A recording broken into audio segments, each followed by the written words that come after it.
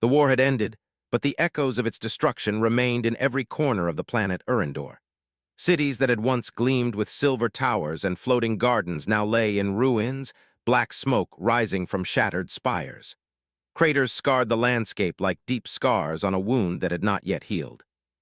In the sky above, the remnants of alien fleets drifted silently, some burning, some abandoned, a reminder that even the strongest civilizations could crumble under the weight of war. High above the chaos in her hovering palace ship, Princess Queen Cerelia looked down at the battlefield. Her long, flowing robes shimmered in the light of the twin suns, and her crown glowed faintly with the energy of the royal lineage.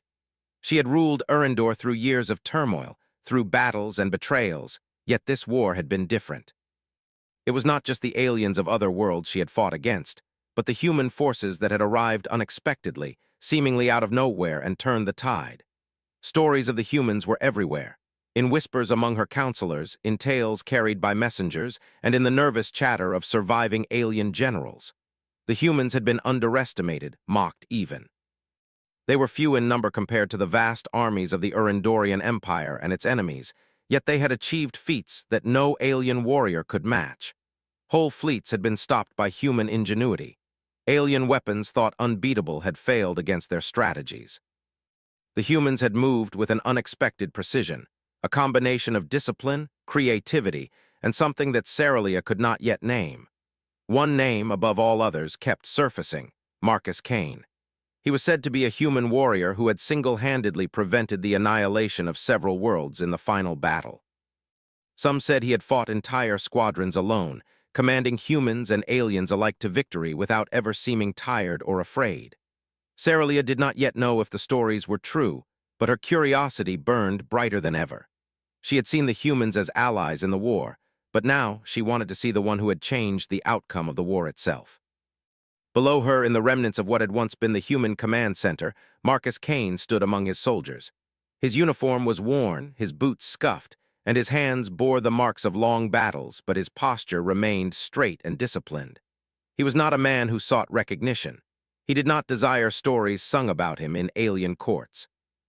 His concern was the men and women under his command, the civilians displaced by the war, and the promise that humanity would survive and thrive, even far from their home world. When the communication from the Urindorian Empire arrived, his first instinct was caution. He had heard of Princess Queen Cerelia. She was said to be wise, fair, and merciless when necessary. For a human to meet with her personally was not an honor given lightly. Marcus knew the dangers of appearing weak or unprepared. He also knew that refusal could be seen as insolence, yet acceptance could place him and his soldiers under alien authority. After a brief council with his officers, he agreed to meet her. It was not out of pride, but out of duty. If humanity was to survive, it must show its strength, not only in battle, but in wisdom. Cerelia's fleet descended slowly onto the human encampment. Her ships were larger than any human vessel, shaped like elegant, sweeping crescents of metal and light. They hovered with grace, radiating an aura of power. The humans watched in silence, weapons at the ready, yet no one moved to strike. The presence of the queen herself demanded respect, and her reputation preceded her. When Cerelia stepped from her ship, the air seemed to hum with quiet authority. Her eyes, sharp and intelligent, scanned the human ranks before settling on Marcus. He met her gaze evenly, not with fear, but with the steady confidence of someone who had faced death many times and survived. There was no arrogance, no attempt to impress. He simply stood as he was, a human among humans and yet somehow a leader among all species. "I have heard much about you," Cerelia said, her voice calm yet commanding. "It is said that you changed the course of the war, that entire fleets were defeated because of your actions. I have come to see for myself if these tales are true." Most beings in her courts used flattery or deception to hide weakness. Here, before her, was a human who spoke plainly and honestly. It was unusual but refreshing. "Tell me then," she said, "how did you succeed where so many others failed?" "We studied our enemies, not just their weapons, but their habits, their instincts. We worked with the allies who trusted us, even when it was difficult. We did not fight out of hatred or desire for conquest. We fought to protect life, human, alien, or otherwise. That gave us clarity. We could act while others hesitated." She had known humans were clever, but hearing the reasoning behind their victory was enlightening. There was a logic she admired in their restraint, and a courage that did not rely on fear or cruelty. Your kind seems different from what I expected, she admitted. I thought humans were reckless, prone to rash decisions, yet you show patience, calculation, and a strange form of courage. Not the courage of fearlessness, but of careful choice. Many aliens were still skeptical of humans, believing them too young, too fragile, too unpredictable to be trusted in shaping the galaxy's future. Marcus could sense their doubt, but he did not falter. His actions, not words, would prove humanity's worth. Cerelia considered the reports she had received. Entire fleets stopped by one human. Alien officers claiming that humans had redefined the battlefield. It all seemed improbable, yet the man before her exuded the quiet authority of truth. She decided to take a risk, one that few rulers would dare. You will join me in my council, she said finally. I want to understand not only how you fought, but what humans can offer to the future of our galaxy. There is much rebuilding to do, and humans may have a role to play, but you must show me the way. If we are to work together, it must be as equals. Marcus showed her the strategies they had employed, the innovations that had turned the tide of battle. They walked among soldiers, engineers, and medics, observing not only military skill but compassion, cooperation, and determination. Cerelia saw how humans cared for one another, how they adapted to harsh conditions, and how they faced death with quiet resolve. As night fell over Erendor, the twin moons casting silver light over the battlefield, Cerelia felt a sense of wonder. Humans, so small in number, had accomplished so much. One warrior, she realized, could indeed change the course of history, not just through strength, but through intelligence, empathy, and an unyielding spirit. Tomorrow, she said softly, I will take you to see the council. There are questions they will ask that you may not like. You must answer them honestly, and you must be prepared for scrutiny. Not everyone will see humans as I do. Perhaps humans were the key to a future she had only dared to dream of. Below them, the camp settled into quiet. Fires burned in the distance, and humans prepared for rest, unaware that their small actions and quiet bravery had already begun to change the perceptions of an entire civilization. The war was over, but the true story was just beginning. Princess Queen Cerelia looked up at the stars, thinking of the battles yet to come, not battles of death, but battles of trust, understanding, and cooperation. And at the center of it all stood one human warrior, humble yet remarkable, who had already shown her that courage came in many forms, and that one person could indeed alter the destiny of worlds. The night was silent except for the soft hum of alien engines and the distant cries of creatures returning to their lands. Tomorrow, the work would begin. But for now, the queen and the human warrior shared a rare moment of quiet understanding, each recognizing the spark of potential in the other. And in that moment, the galaxy felt just a little smaller, a little brighter, and a little more human. The following morning, the first rays of the twin suns of Erendor glinted over the jagged remains of the battlefield. Smoke still rose from distant cities, and in the camps of the human forces, soldiers moved quietly, repairing equipment, tending wounds, and preparing for the day ahead. Marcus Kane walked with measured steps, his mind already turning to the meeting with the council. The stories of human valor had spread far, and he knew that the eyes of Erendor's leaders would scrutinize him closely. Princess Queen Cerelia accompanied him as they moved toward the Grand Council Hall, a massive structure that floated above the ruined city. Its walls were a luminous crystal, reflecting the sunlight in dazzling patterns. Inside, the council waited, a mixture of alien generals, diplomats, and scholars, their expressions ranging from curiosity to thinly veiled suspicion. Every eye turned toward the human warrior as he entered, some narrowing in doubt, others widening in awe. Captain Kane, Cerelia said, her voice carrying over the murmurs, this is the Council of the Erendorian Empire. They have questions for you, as do I. Speak with honesty, and remember that your answers shape not only your reputation but the future of humanity in this galaxy.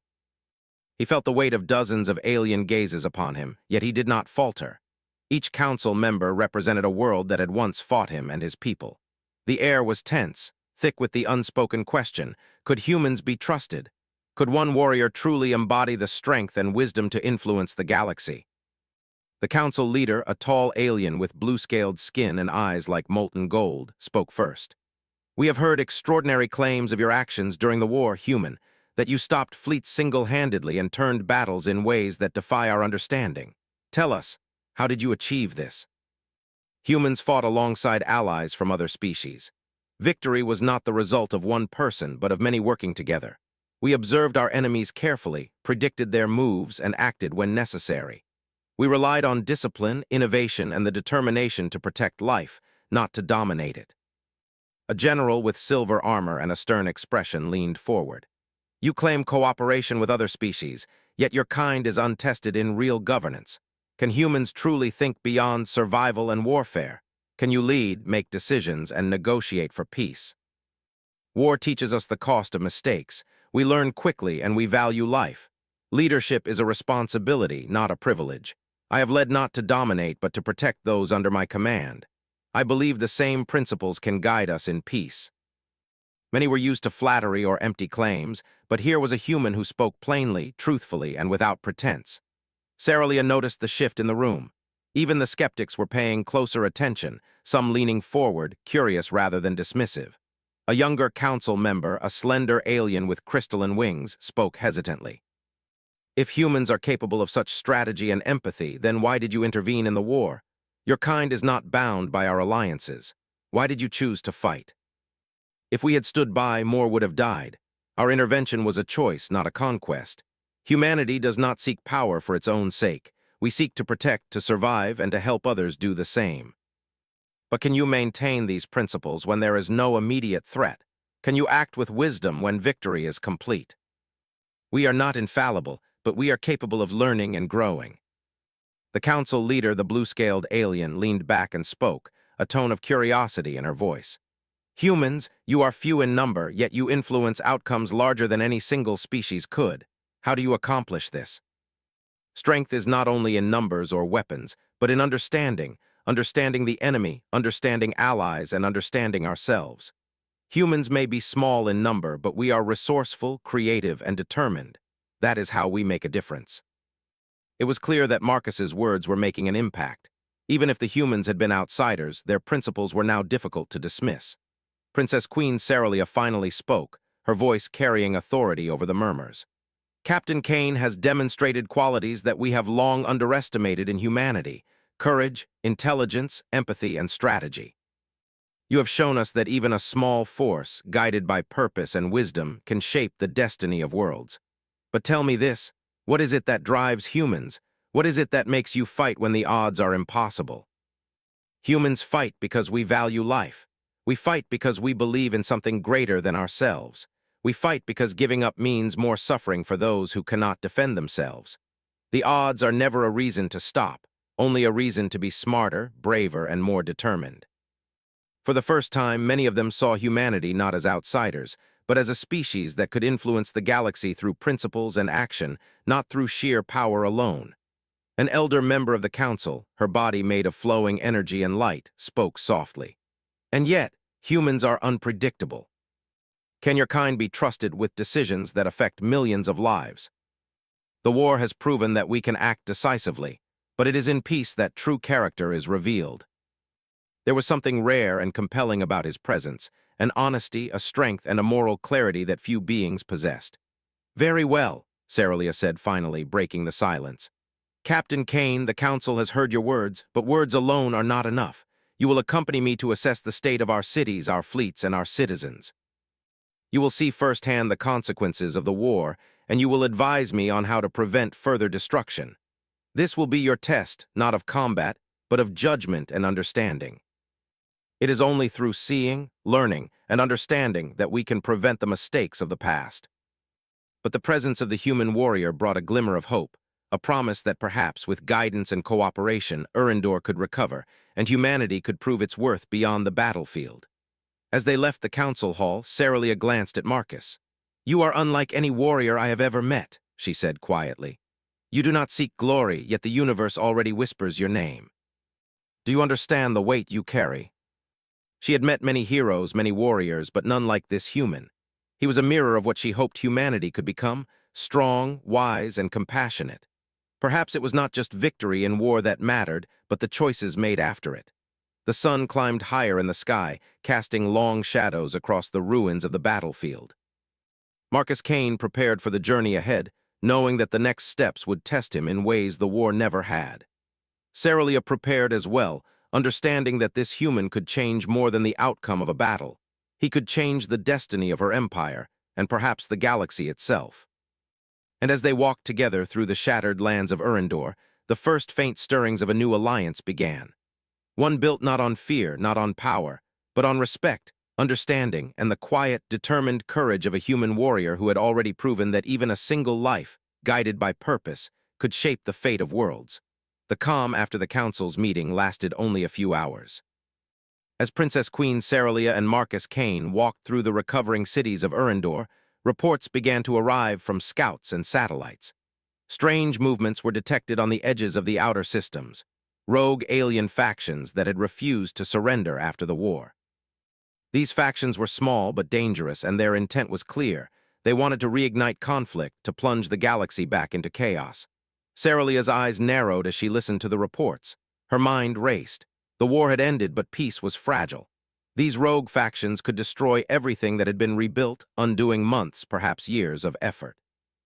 They were unpredictable and violent, and the Urindorian forces were stretched thin. "We cannot ignore this," Cerelia said firmly. "If these factions succeed, countless lives will be lost, and the peace we fought for will crumble. Marcus, you must understand that the decisions we make now will define the future of the Empire and all its allies."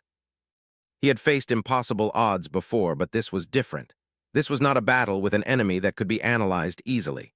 These factions were irregular, unpredictable, and willing to use any means to achieve their goals. Yet the human warrior saw opportunity where others saw only chaos. "We can stop them," he said quietly but confidently. "We will need a small strike team, fast and precise. We cannot match their numbers head-on, but we can anticipate their moves, disrupt their plans, and protect the civilians before they even know danger is near." He had the calm certainty of a man who had survived countless battles, who understood the value of decisive action. "Do you have the support you need?" she asked. "You will have access to our intelligence, our ships, and our soldiers, but remember, this mission will be dangerous. Lives are at stake, and failure is not an option. We will plan carefully, use every advantage, and minimize risk to civilians and our forces. That is how humans fight, and how we win." Together, they boarded a fast, sleek ship designed for speed, maneuverability, and precision strikes. The hull gleamed in the light of Urindor's suns, and inside, the team moved with quiet efficiency. Marcus gave final instructions, emphasizing coordination, adaptability, and vigilance. The journey to the rogue factions' territory was tense. Sensors detected scattered ships, raiding parties, and strange energy signatures. Marcus studied each report, analyzing movement patterns, anticipating attacks, and adjusting their course. His team watched in awe as he predicted enemy maneuvers almost before they happened. It was as if he could see the battlefield in 3 dimensions at once, understanding not only the enemy's tactics but their thought process. "Humans fight differently," one alien soldier whispered to another. "They do not rely on brute force. They anticipate, they improvise. It is remarkable." He had learned that respect was earned through results, not words. And soon, results would speak louder than anything he could say. As they approached the rogue faction's main stronghold, the situation became clear. Ships patrolled the perimeter, while small groups of raiders moved through nearby settlements, searching for supplies and causing chaos. Marcus quickly devised a plan. His team would split into multiple squads, each targeting specific threats. They would disable communications, evacuate civilians, and intercept raiders before they could regroup. Timing, coordination, and anticipation were crucial. "Remember," Marcus said firmly, "we do not fight to destroy, we fight to protect, avoid unnecessary damage. Every life saved is more important than every enemy defeated." One small group faced a blockade of energy shields, and while alien soldiers might have tried to break through directly, the humans used drones, mirrors, and energy redirection to disable the barrier without harming nearby settlements. Meanwhile, Marcus led the main strike team directly toward the central fleet of the rogue faction. Sensors detected dozens of enemy ships preparing for attack. Marcus's plan was bold. He would use the element of surprise, predict their movements, and strike at the command ship to disrupt coordination. "Formation Delta," he called over the comms. "We move in synchronized sweeps. Timing is everything. Trust your instincts, but follow the plan. Focus on precision, not power. Let them make mistakes, they will if we act decisively." Ships twisted and turned through asteroid fields, lasers streaking across the void. The rogue fleet expected brute force, expecting humans to panic under fire, expecting hesitation. Instead, Marcus's team moved with almost uncanny precision, anticipating enemy maneuvers, cutting off reinforcements before they could reach the front lines, and disabling weapons with targeted strikes. An alien officer on one of the rogue ships muttered in disbelief, "How can one small force predict every move? It is impossible." Civilians were evacuated, raiding parties intercepted, and the central fleet was in disarray. Marcus's strategy relied on observation, timing, and adaptability. He anticipated when ships would retreat, when reinforcements would arrive, and how the enemy would respond to each action. His team executed flawlessly, proving that humans did not need overwhelming numbers to succeed. By the time the sun set over the rogue faction's territory, the battle was over. Rogue leaders were captured, their forces scattered, and the settlements were safe. Marcus's team regrouped, exhausted but unharmed, their success the result of careful planning, intelligence, and determination. Cerelia arrived shortly after, having monitored the mission from her ship. She watched as Marcus reported the outcome, detailing each decision, each risk, and each success. Her eyes shone with admiration and something else, recognition. Humanity, she realized, was more than courage and strength. Humans could think, adapt, and act with precision where others might falter. They could save lives, preserve resources, and turn chaos into order. "Remarkable," Cerelia said quietly, almost to herself. "Your species is unlike any I have ever known." Even those who had doubted humans began to see their value, not just as warriors, but as leaders, strategists, and problem solvers. Marcus had proven that humanity's strength lay not only in combat, but in intelligence, foresight, and compassion. As the fleet returned to Urindor, Cerelia turned to Marcus. "You have done more than I expected. The rogue factions are no longer a threat, and yet you acted with care, not recklessness. That is rare in war and rarer still in peace. That is what drives us." Stories would spread, of course, tales of courage, strategy, and the human warrior who had changed the course of events once again. Cerelia watched Marcus in silence. The council would see the results soon enough, but for the queen it was already clear. This human was more than a soldier. He was a bridge between worlds, a symbol of what humanity could offer, and a reminder that strength was not always measured in numbers or firepower, but in intelligence, empathy, and determination. As the fleet landed back at Urindor's central hub, Marcus prepared to meet with the council again. This time he would not speak of battles, but of rebuilding, diplomacy, and preventing future conflicts. His actions had earned respect, but the next challenge would be even more difficult, proving that humans could guide not only war but peace. Cerelia's voice interrupted his thoughts. "You have shown wisdom and courage, Marcus Kane, but the galaxy is more complicated than any battlefield. Are you ready to face that?" For the first time, she felt a sense of genuine hope, not only for the Empire but for the future of the galaxy itself. The war was over, but peace was just beginning. And at the center of this new era stood a human warrior, humble yet remarkable, whose actions and decisions had already proven that one life, guided by intelligence, courage, and compassion, could shape the destiny of worlds.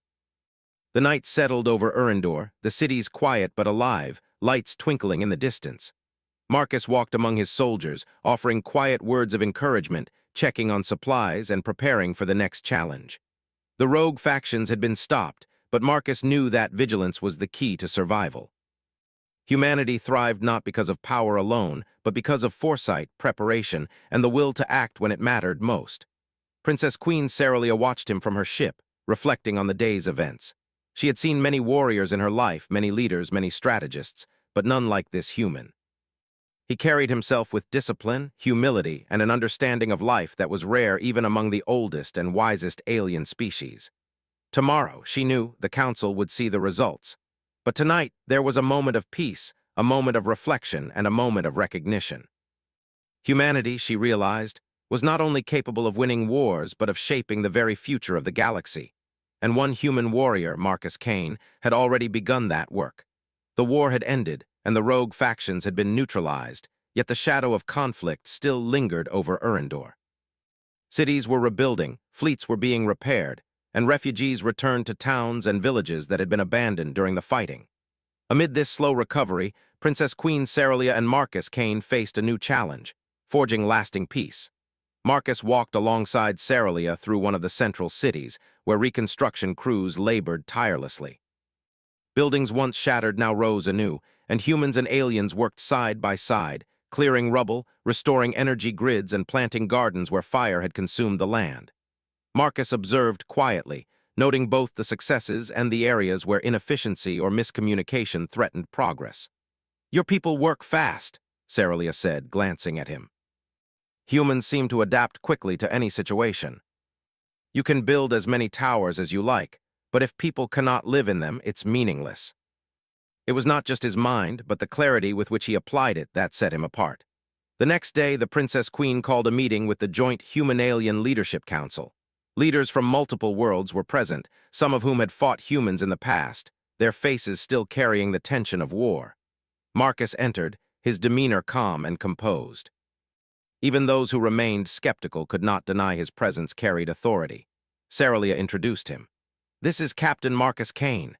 He is a human warrior who has demonstrated courage, wisdom, and foresight during the war. He will advise us on rebuilding our cities, organizing fleets, and preventing future conflicts. You will see that his understanding of strategy, both in battle and peace, is invaluable. I will not claim to know everything, but humans have survived and thrived through challenge and adaptation. We study, we learn, and we act. If our experience can help prevent conflict, then it is worth sharing. Peace is built not only on treaties, but on understanding, communication, and preparedness." Many had expected arrogance, yet Marcus spoke with humility and authority, qualities rare even among the oldest of alien species. Some could see the value already, others remained skeptical, waiting for proof in action rather than words. Cerelia guided Marcus through the reconstruction zones. Together, they observed the efforts to rebuild power grids, to reestablish trade routes, and to provide housing for displaced families. Marcus advised on prioritizing resources, on ways to prevent corruption, and on strategies to coordinate multiple species with different needs. At one construction site, an alien engineer faced a problem with energy conduits that humans might have handled differently. Marcus knelt beside her, studying the blueprints. "If you redirect the flow through these junctions first," he suggested, "you can prevent overloads and reduce wasted energy. It may take longer to start, but it will save resources in the long run." He was not simply a warrior, he became a teacher, a mediator, and a problem solver. Where alien leaders relied on tradition or hierarchy, humans relied on logic, adaptability, and collaboration. Slowly, attitudes began to shift. Humans were no longer outsiders, they were partners. Amid the work, there were moments of lighter interaction. Marcus taught some alien soldiers basic human problem-solving games, puzzles that encouraged lateral thinking. Cerelia laughed as she watched an alien general struggle with a simple human logic problem, his pride intact but his frustration evident. Even in the serious business of rebuilding a war-torn world, Marcus reminded them that cooperation could be engaging and even fun. One evening, as the twin suns set, Cerelia and Marcus walked along a bridge overlooking the recovering city. Fires burned low in some districts while gardens began to bloom in others. Marcus remained quiet for a moment, taking in the sight. "You see potential in the ruins," Cerelia observed. "Most would only see devastation. We rebuild, we find opportunities even in failure. It is not enough to win a war, we must also preserve what comes after. Otherwise, all our victories are meaningless. Perhaps it is time I rethink how humans can shape our empire's future." They are regrouping, testing defenses, likely planning something larger. We cannot let them consolidate power again. We need to send a message, and we need allies to understand why cooperation matters. It would be a test not of violence, but of coordination, trust, and shared intelligence. Marcus led the human strike teams personally, while Cerelia oversaw the broader strategy. Humans and aliens moved in synchronized precision, each action carefully calculated. Drones scanned the fleet's movement, sensors predicted likely ambush points, and communications were tightly coordinated. Marcus remained calm, guiding the teams with quiet authority. The fleet arrived at the designated interception point. Expecting a chaotic battle, the rogue forces were surprised to find themselves surrounded not by brute force, but by careful, coordinated positions that blocked their escape routes without unnecessary destruction. Marcus communicated over open channels. "We do not seek to destroy. We seek to prevent further conflict and protect life. Stand down and you will be treated fairly. Resist and you risk lives unnecessarily." Marcus's calm reasoning combined with precise positioning had achieved what brute force never could, compliance without bloodshed. Cerelia watched from her ship, impressed. "Humans negotiate as they fight," she said quietly. "They do not rely on fear. They rely on understanding, preparation, and clarity. This is how peace is forged." Marcus did not speak of punishment or conquest. He spoke of responsibility, foresight, and the potential for mutual benefit. The Council and Cerelia recognized the impact immediately. Not only had a threat been neutralized, but the rogue factions were now considering integration into the rebuilding process. Trust, once unimaginable, was slowly taking root. Marcus had proven once again that humanity's strength lay not only in war, but in leadership, empathy, and strategic thinking. That evening, Marcus and Cerelia walked through the streets of a recovering city. Children played amid the ruins, soldiers and citizens worked side by side, and the hum of life returning filled the air. Marcus paused, looking at the scene. "The galaxy will never be without conflict," he said quietly. "But we can teach it how to survive better, how to act with purpose, and how to value life over victory alone. Perhaps humans are the key to a future we never imagined." Lights flickered on in homes, laughter echoed across the streets, and humans and aliens alike felt the first real sense of hope in years. Marcus Kane, the human warrior who had changed the course of a war, now faced a greater challenge, shaping the path toward lasting peace, alongside Princess Queen Cerelia, whose faith in him had begun to redefine the very idea of alliance, leadership, and trust. And in that quiet moment beneath the twin moons of Urindor, the foundation of a new era began to take form.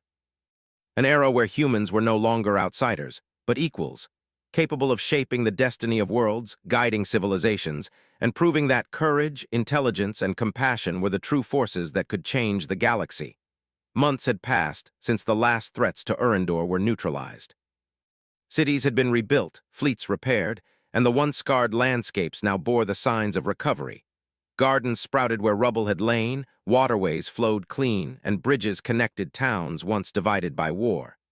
Humans and aliens worked together in harmony, a testament to the lessons learned through struggle and shared survival.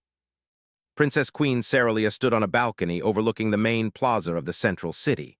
Below, humans and aliens moved side by side, carrying supplies, rebuilding homes, and sharing stories. Her eyes followed Marcus Kane as he walked among them, giving instructions, offering encouragement, and listening to concerns. Even months after the war, his presence commanded respect, not through fear or force, but through quiet authority and genuine care. Cerelia recalled the first time she had met him on that devastated battlefield. Then he had been a warrior of legend, a human who had turned the tide of the war. Now he was something more, a symbol of humanity's enduring spirit and potential. She could see in him what she had only begun to imagine, a future where humans could shape the galaxy not through domination, but through courage, intelligence, and empathy. The Council convened once again, this time to prepare for the first Interspecies Peace Summit. Leaders from dozens of worlds would gather to discuss trade, security, and cooperation. Some were hesitant, wary of human influence. Others were curious, eager to see what the humans could contribute beyond the battlefield. Marcus was at the center of preparations, guiding logistics, advising on protocols, and ensuring that the summit would succeed.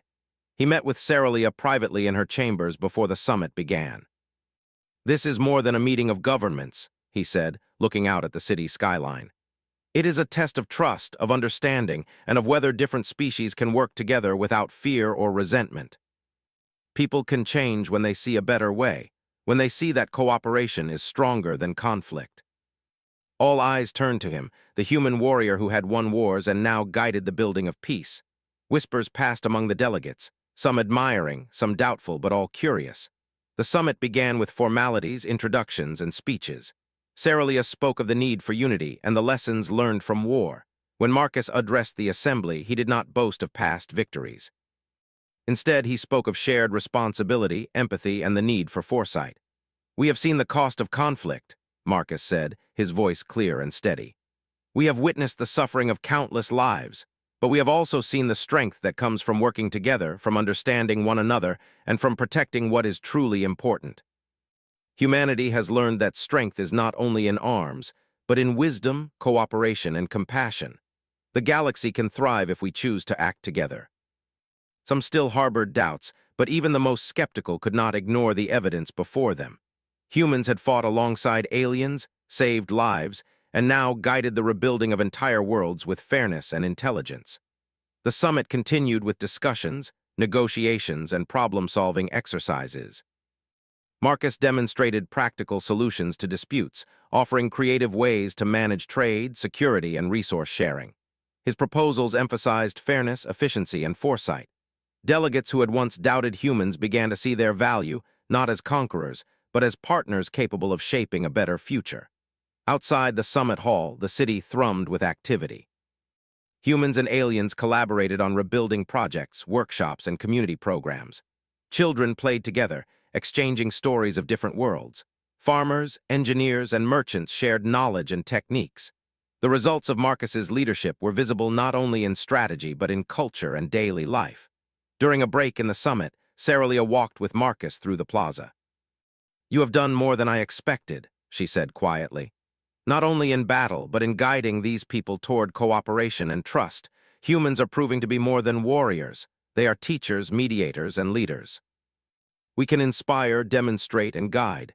That is our strength, not in domination, but in example. You have built trust not through power, but through integrity."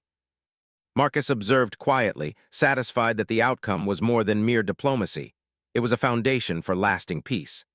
That evening, Cerelia invited Marcus to the palace garden, a floating expanse filled with plants from multiple worlds.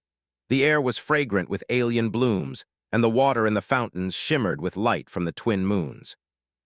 They walked in silence for a while, each reflecting on the journey that had brought them here. "You have changed everything," Cerelia said at last. "Not just for your species, but for the galaxy. You have shown that humans can be more than warriors. They can be partners, leaders, and catalysts for peace. I underestimated your kind before the war. I will not make that mistake again. One where humans and aliens work together not because of necessity, but because of respect and shared vision." Human and alien teams work together on rebuilding, security, and cultural exchanges. Marcus traveled between worlds, advising, teaching, and ensuring that the mistakes of the past would not be repeated. His reputation grew, not as a fighter, but as a leader who exemplified the best of humanity. Cerelia watched these developments with growing pride and admiration. The galaxy had changed, not through domination or conquest, but through courage, intelligence, and moral clarity. And at the center of it all was Marcus Kane, the human warrior who had won the war and now guided peace. One evening, as they stood together overlooking a rebuilt city, Marcus spoke quietly. "Do you think they will remember humanity not for war, but for what comes after?" Marcus Kane, once a soldier of legend, now stood as a symbol of humanity's potential. He had proven that courage was not only in battle, but in vision, integrity, and the choice to act for the greater good. In the months that followed, the galaxy began to change. Humans were invited to join councils, advise on conflicts, and share knowledge. Their approach, careful, intelligent, and compassionate, became a model for cooperation. Planets that had once fought each other now traded freely, shared resources, and collaborated on technology, security, and culture. Marcus continued to guide these efforts, always working quietly without seeking praise. The stories of his past victories remained, but now they were joined by tales of wisdom, fairness, and leadership. He had earned not only respect, but trust, and in doing so, ensured that humanity would have a lasting place in the galaxy. Princess Queen Cerelia often reflected on their journey. She had come to meet a human warrior, expecting strength in battle, and found instead a force capable of shaping civilizations. Marcus Kane had not only won wars, but he had won the hearts and minds of countless beings across the galaxy, proving that humanity's true power lay not in destruction, but in creation, understanding, and moral courage. One quiet night, as Marcus and Cerelia stood together on a cliff overlooking the city, fleets of human and alien ships passed overhead, traveling to distant worlds. Each ship carried not only people and supplies, but also hope. The galaxy was no longer defined by fear, conflict, or distrust. It was defined by cooperation, vision, and the courage to do what was right. Cerelia spoke softly. "You have changed everything, Marcus. The galaxy will never be the same. Together, we can make the galaxy a place worth living for everyone." Marcus Kane, the human warrior who had won the war, had done more than survive, more than fight. He had shown that humanity could shape the future, inspire change, and guide the galaxy toward a brighter tomorrow. And standing beside Princess Queen Ceralia, he knew that this was only the beginning. The universe was vast, the challenges great, but with courage, intelligence, and compassion, anything was possible. The night settled over Erendor, quiet but alive with possibility. Humans and aliens alike could sleep knowing that the galaxy had been changed not by weapons alone, but by vision, integrity, and the enduring spirit of one remarkable human warrior. And in that calm, the galaxy waited, not for war, but for what humanity could inspire next.